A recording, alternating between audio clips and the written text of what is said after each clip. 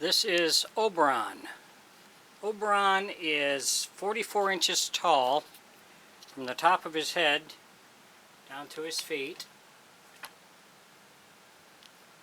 The head is completely carved out of wood. The eyes are acrylic. They do not move. The mouth is a ring lever, so you can use either hand. The hands are carved out of wood.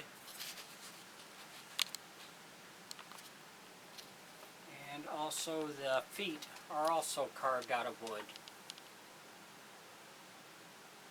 He comes dressed as you see him here.